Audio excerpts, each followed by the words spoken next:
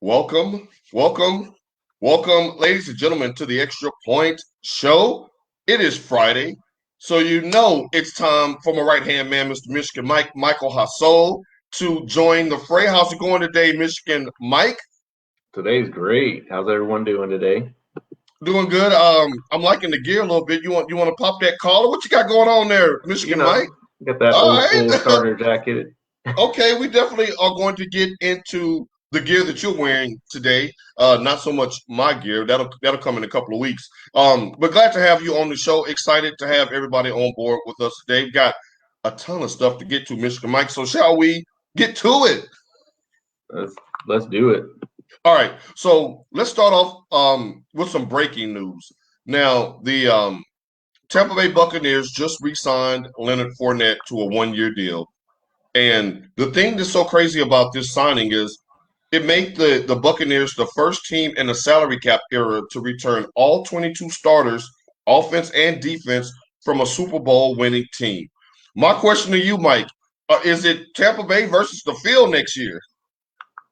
I mean, that's what it's looking like for sure. I love this move. I've always been down for this, even when the Mavs won and then Mark Cuban kind of blew it up, the team Oh yeah, afterwards. took down LeBron.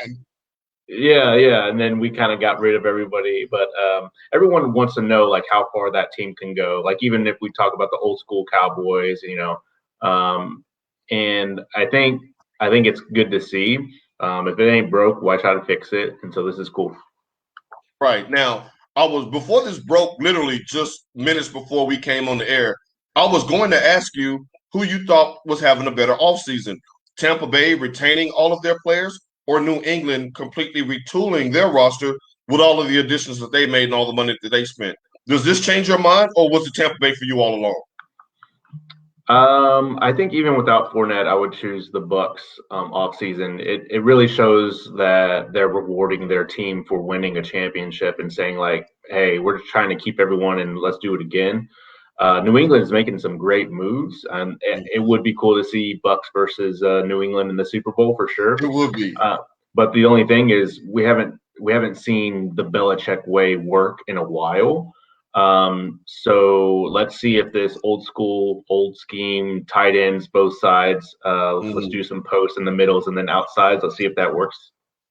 Right. Now, the thing is, what's scary to me about this stat about the Bucks is the fact that they brought all these pieces together basically with no off season. The COVID had wrecked up the off season conditioning, OTAs, mini camp. A lot of the players were brought in the 11th hour.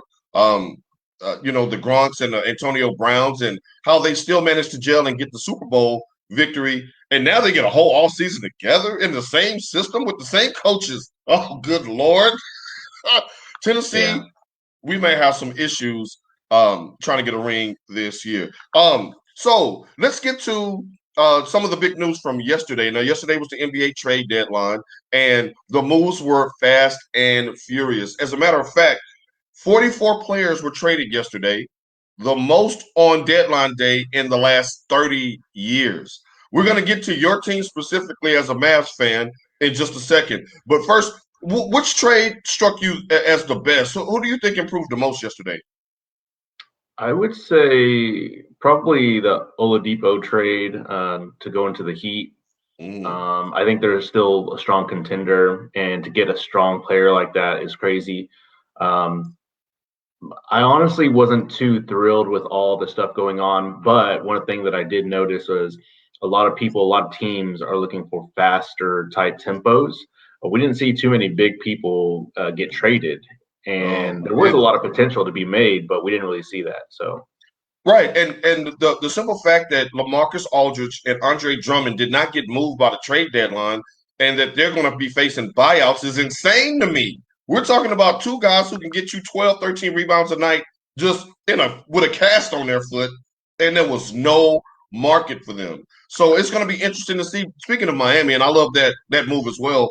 They're the front runners to land Aldridge, and we'll see what happens with Drummond. I mean, the guy literally was averaging 16 rebounds a game, led the league in rebounds like three of the last five seasons, and he doesn't have a home right now. Like yeah, nobody. As tight as the Eastern and Western Conference playoffs are right now, nobody wanted to take even a sniff at Andre Drummond or LaMarcus Aldridge. That is wild. Hassan Whiteside also didn't get moved, and he was thought to be on the trading block, and he's a big man as well, more traditional big man. Speaking of bigs, one of the moves that I really liked yesterday was Nikola Vucevic going to Chicago. Now they're in the 10th spot, so there's not really a lot of spotlight on them. But to add a solid big, all-star big to Zach LaVine, who had no help, he was just a scoring machine out there with no help. I think that will move them up from 10 and get them into the playoffs. But the biggest move I think that affects both of us who are Western Conference fans was Aaron Gordon to Denver, man. Wow. Yeah. Like the rich keep getting richer out there in Denver, man. I'm excited for him, though. I know he was struggling with Magic and just getting some additional help and being on a losing team for a while.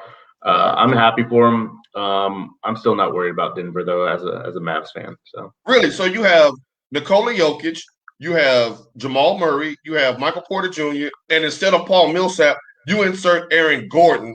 And they went to the conference championship last year, but no worries about them this year. Nah, I'm good. Now, Tasha checks in, shouts out to the trilogy of the Michigan fan base. She says, "Is it snowing in Mesquite?" What? Now, look, she's always trying to throw her beachfront property at us. Let that man be great in his starting. Let that man chilly be great. This morning. It was chilly this morning. Yeah, it was, and it was some. It's Texas. You know how that weather changes. Let that man be great in his starter. Thank you for joining the fray, Tasha. What are your thoughts on the Clippers getting playoff Rondo for the playoffs this year? Now, this was the team you saw up close and personal with the Mavs taking them basically to the brink without Kristaps Porzingis. They grossly underachieved last year. Does adding playoff Rondo improve them this year or make them more dangerous in the playoffs, in your opinion? Well, the reason why they got him was just for the playoffs, right? And the mentality to try to get over that hump. I mean, Rondo, he does bring some type, like he brings leadership for sure. I see the thing with these younger players in the NBA, they're starting to get to a point where they're like, all right, pops, like, yeah, right. that might have worked for you 20 years ago, but it's not working right now, type of thing. I mean, it all depends on the mental strength of the newer players, and if they do listen to them, then yeah, for sure, that can be a huge thing. I don't think Rondo is going to be able to bring the Clippers over that hump, though. Right, because there's a lot of dysfunction that's going on in Los Angeles, where they say in the basement of the Staples Center where they reside right now. Last year, I mean, to me, this goes to leadership, like you were talking about.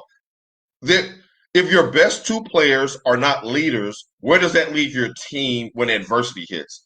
Kawhi Leonard's not vocal, and pandemic Paul George. I mean, come on, man. You saw him hit the side of the backboard. Yeah. Mike, when's the last time you hit the side of a damn backboard in a game?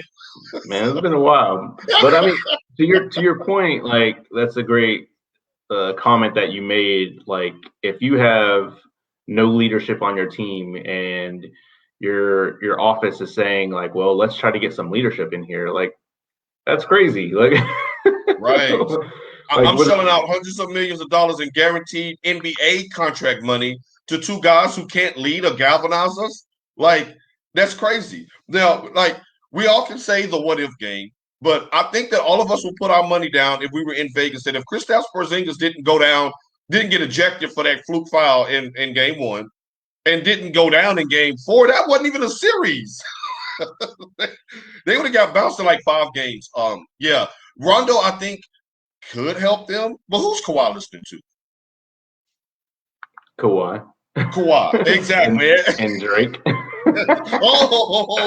Drizzy makes his debut on the extra point today. That's what I'm talking about. Now let's go to the Clippers' opponent in last year's playoffs, your beloved Dallas Mavericks. Now, of those 44 players that were moved, one was moved to the Big D. That was JJ Reddick. Your thoughts on the Mavs picking him up?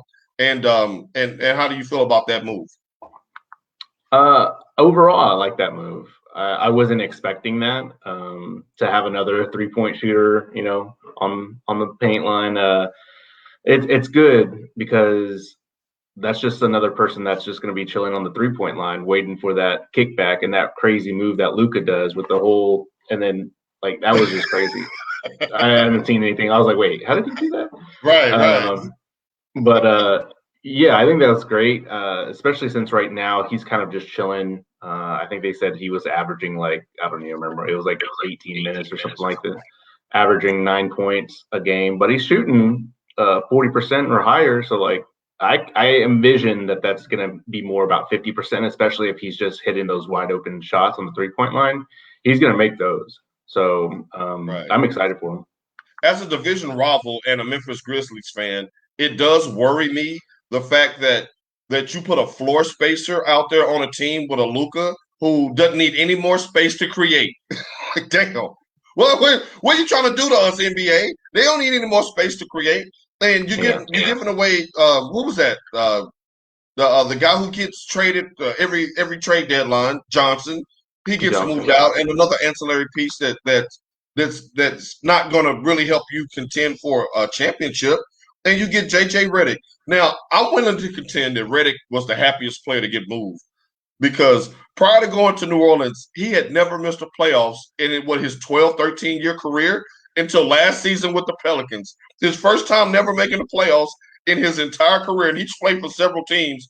He won't have that issue in Dallas as long as Luka's there. Let's just put it that way. If Luka's there and he's healthy and plays the whole season, Dallas will be in the playoffs. Now, right now, your Mavs they started out woeful. At one point, they were the second to last team in the Western Conference maybe about 7 or 8 weeks ago. They're getting healthy. They climbed their way up to 7. Where do you see them finishing in the standings with this new addition? Provided everyone stay healthy, of course. I say at least the 6th spot. That looks good to me. I hope that we're not at the 7 spot or 8 spot. I don't really want to play Phoenix. They're really hot right now. So I think 6 or 5 would be good for us. Okay, 6 or 5. From a playoff standpoint, do you think this gets you into the second round, or what is your expectations of the team this year? What would make Michigan Mike happy for the Dallas Mavericks to do when April rolls around? I think we have enough talent to get to the Western Conference finals. That's what I see them as right now. That's what I would be happy with. I still think we're missing a little bit down low, but I think we have enough talent to get to the Western Conference. Would you be okay with Mark Cuban digging into his deep pockets and offering a nice 1-year rental for Andre Drummond? I would, for sure. Now, I would still say Western Conference. But if we added another year, like we got really close, took it to Game 7, let's run it back. I think another year with enough chemistry there, for sure. Okay, for sure. Now the team that was in the Western Conference Finals last year is not looking too good for them right now. Yeah. What's going on, Mike? This might get put up for the rest of the year. Now, as you all know, LeBron James is currently out right now. The latest we've heard is it could be an additional 3 to 5 weeks before he returns. Anthony Davis is out indefinitely. No telling when he returns. Without AD and LeBron, the Lakers have lost the last 4 games. Now, as it stands right now, if my numbers serve me correctly, they have a 4.5 game lead over the 8th seed. Not even Dallas. Dallas is even closer to that than the Lakers. And they have a 6-game lead over the 10th seed Golden State Warriors. Do you see or envision with LeBron probably scheduled to miss 18, 19 games before he returns? Could they be out of the playoff picture by the time he comes back? 0-4 without both of them, and they look dreadful in those 4 performances.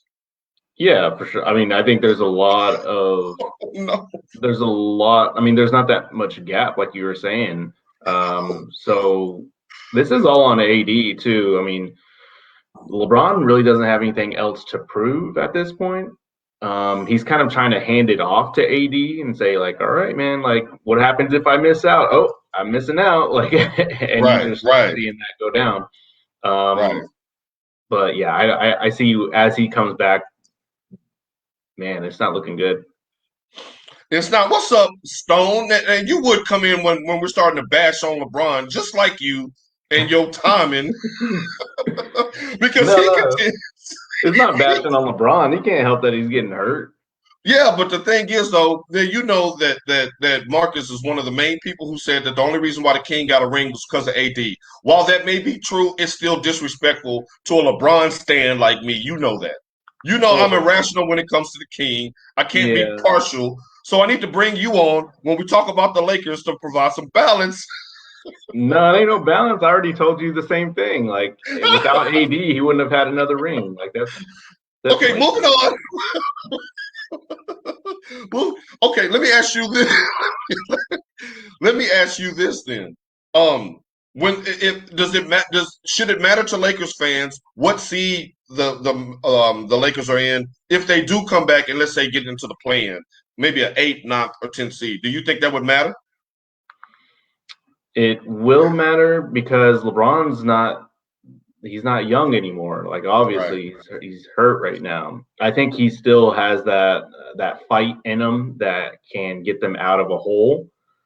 But it also includes like they need to still have chemistry. And when you're losing really bad like that, and it's just very contagious for the It whole is. team. And so when It you is. have LeBron coming back like from the couch, like just gotten healed up, and he's like, what's wrong with you guys?" Like, Right.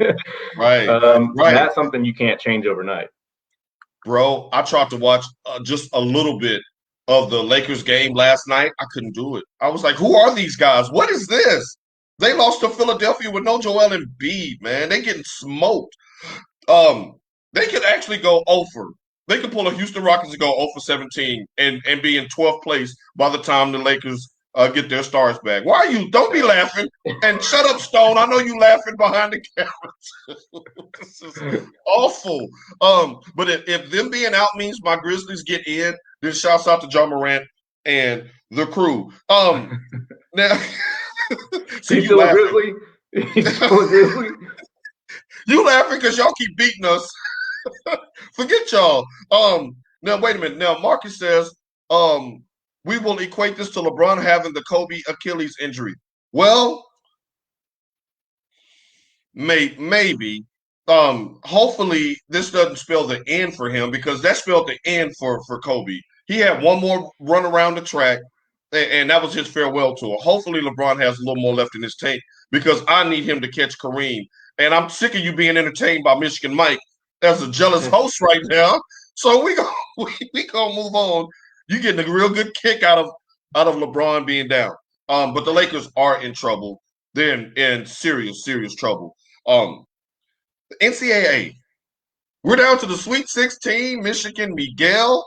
The Mm-hmm. the the starter jacket is beaming bright. I'm loving the fact that our Michigan Wolverines are still in it. Let me start with you with this. Now, let's update the resume from right now. Okay, we're gonna forget about what happened so far and pick up from today. Who's the best team remaining in the tournament right now? Michigan Mike. This is tough for me. Um, it's it's hard to say. I can't say Michigan, although they're playing really Why good, can't you? especially with. Why can't you? Well, Why I'm can't getting you? to that because they've shown that they can beat teams without livers, which is great. What? Um, they're playing. They do have a lot of turnover still.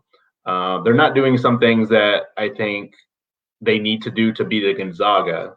They can still win like this playing against Alabama. I have no doubt, but I think Gonzaga is going to put a little damper in their little lack of livers, I guess, if you will. Um, I like Houston. I think right now, just watching them play, Houston looks really good. Okay. I like Houston as well. They showed a lot of grit. Um, the way they came back on Rutgers last weekend, that was pretty impressive. Um, it's it's hard for me to not say the University of Michigan, considering the fact that um, I'm still holding Gonzaga's um, body of work against them. Yes, they still the only Yeah. remaining undefeated team in the country, but their road so far, you hasn't been that impressive. I mean, Oklahoma, and then they had a 16 seed. And if I'm not mistaken, they have such an easy path to the Final Four. It's actually kind of scary. They get if they get past Creighton this week, the next opponent will be the winner of USC and Oregon to make it to the Final Four. Yeah. Like, so yes, they are playing the best out of everybody because they're smoking everybody. I think it's 25 straight wins by 10 points or more. Um, but right now, I'm gonna have to say Michigan because of what they did without Livers against LSU. With a lot of people had LSU pegged as being the one to knock off us, being the first number one seed to out the tournament. Mhm. Now, let me ask you this: of the teams that are no longer in the tournament, which one are you most surprised to see not in the Sweet 16 this weekend? I mean, I think I had Illinois with a lot of people out there, and them You in losing my to championship Loyola. game? Outside looking in, like taking out this year, it makes sense. Just because Loyola's had that experience in the tournament before, Right. recent experience success, so it kind of makes sense.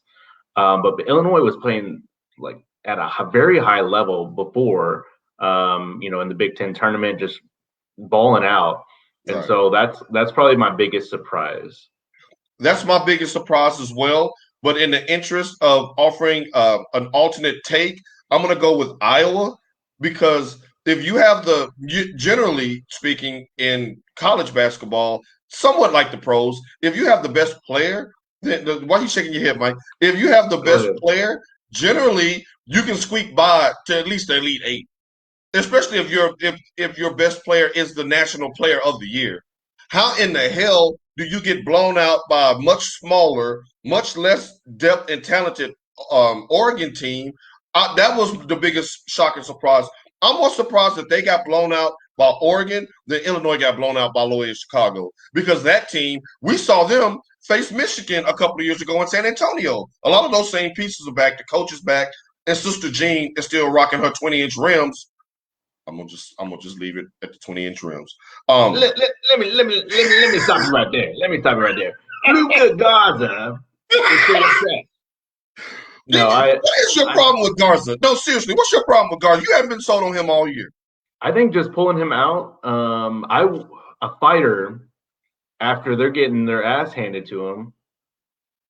Like you're not gonna put me on the bench. I'm gonna take it like a man the whole game, Yeah, And it's a great learning experience because if this freshman is beating you, then you got to learn from it ASAP because you're about to be in the NBA. And right. so for you to be taken out halfway through the game against Michigan, like, no, there ain't no way. I don't think he's great. I think he's going to be a bust for whoever drafts him. Woo, Um, hot nope. takes, Friday. Hot I mean, takes. That's what we talk about. I'm not for it. I'm not for it.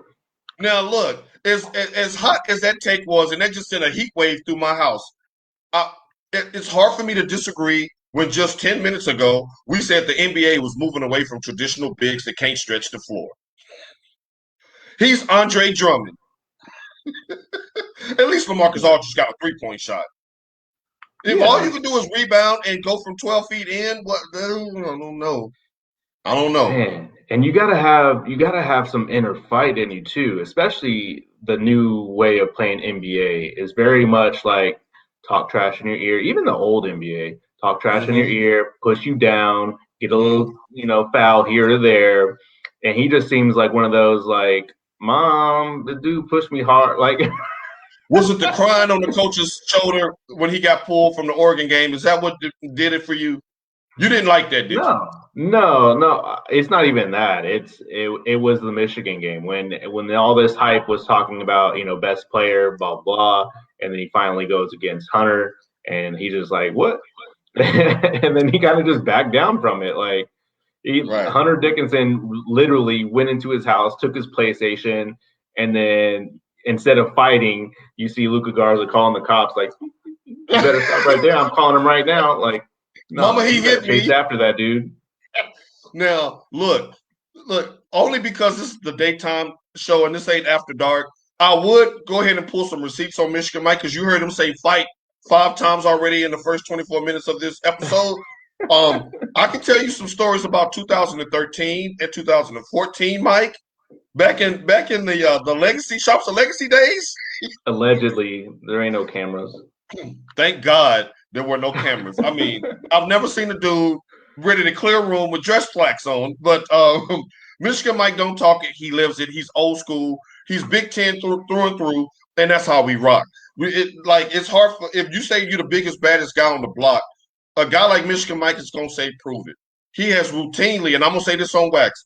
He had routinely throughout the season where Michigan was on their ascent, saying, where's the fight? I want to see them in a knuckle busting, throw the haymakers, punch in the mouth, and see how you respond. So, in fairness to Mike, Mike's been on this since day one about being mentally and physically tough, and he's not backed off that one bit.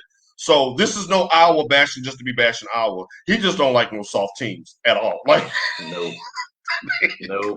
I think that's why when we're seeing in the tournament, we're seeing two types of teams now coming down to the wire.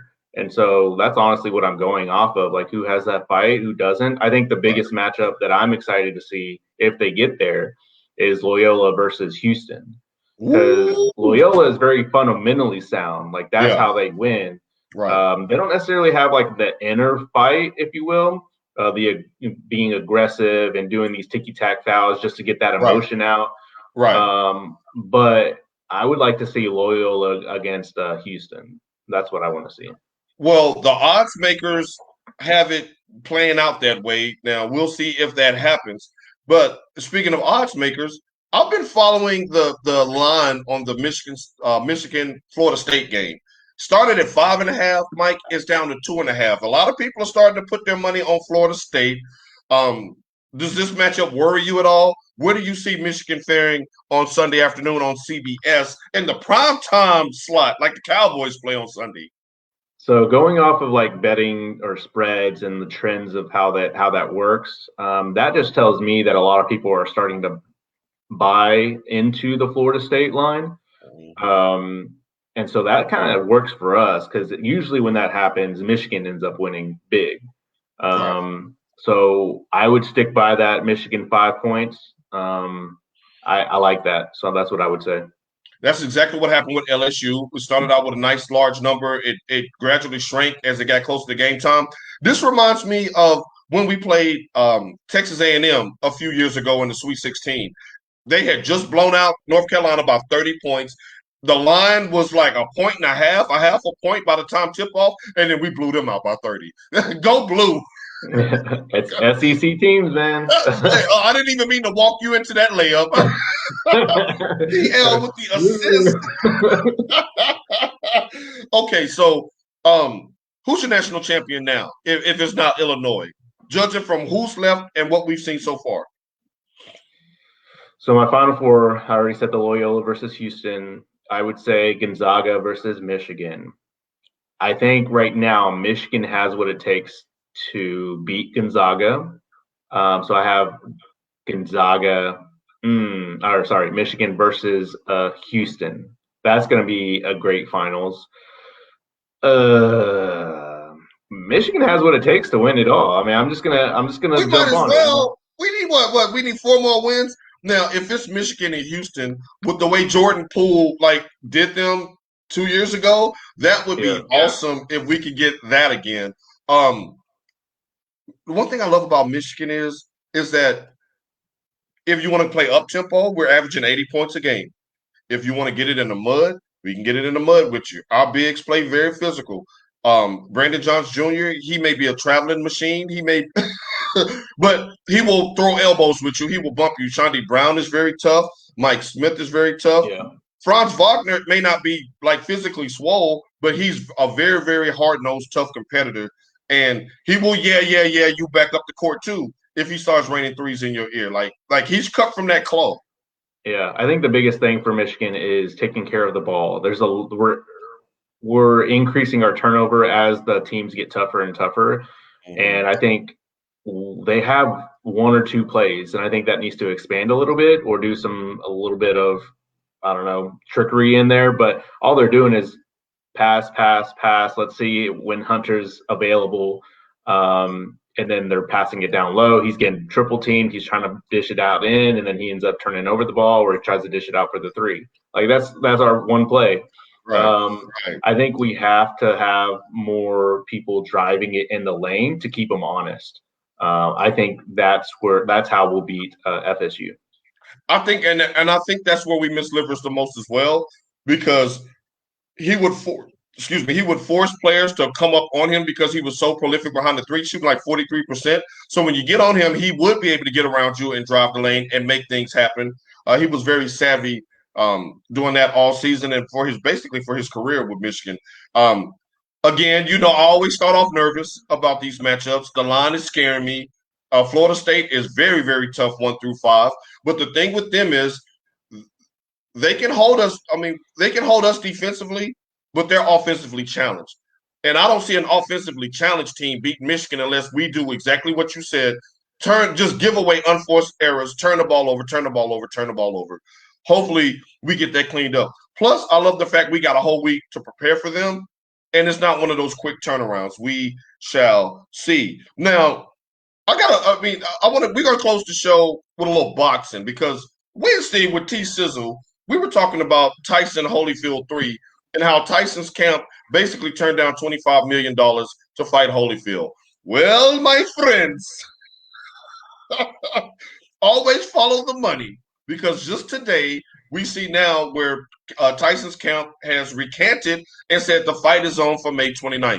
Michigan Mike, will you be watching this fight on your big, luxurious HD TV with the glowing lights in the back? No, I'll be watching it. I'll be watching the highlights on my phone. Oh, come on, man! Like you and the lovely Miss Stacy. I know y'all got a nice stimmy package. You got that $79, that $69.99. I'll bring the food. I'll pick up a box of wings. No, man. You have no interest in this fight. Nah, I ain't gonna see two grandpas fight it out. I think Tyson will end up winning it. It's just, I mean, it's scary. Up until what age do you see like someone getting knocked out who is a grandpa? Like that's just sad at that point. I'm just like, I don't want to see that. 58-year-old Holyfield and a 54-year-old Tyson. Nope. Now maybe if it happened in like a Kroger or a Walmart or something. If they just get to bumping at Trader's Village. Then you'll see me with my phone. I'm like, okay.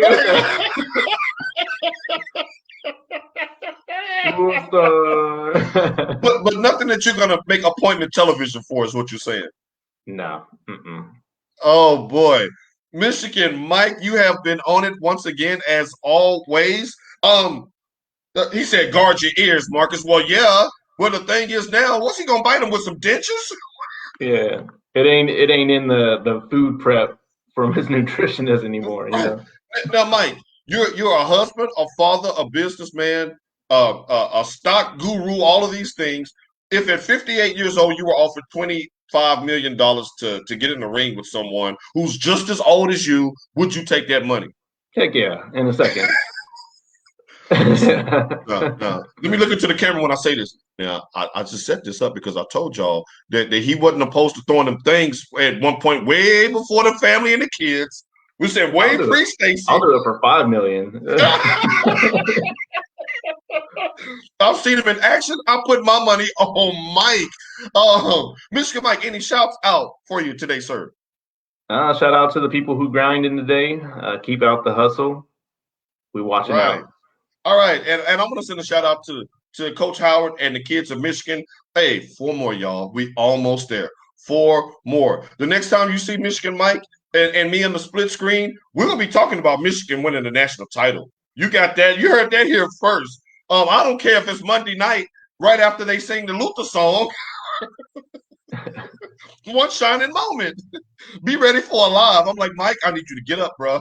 It's showtime. So, on behalf of Michigan Mike, this your boy, Mr. P.L. Colter, signing off from the Extra Point. We'll see y'all later. Go Blue. Go Blue.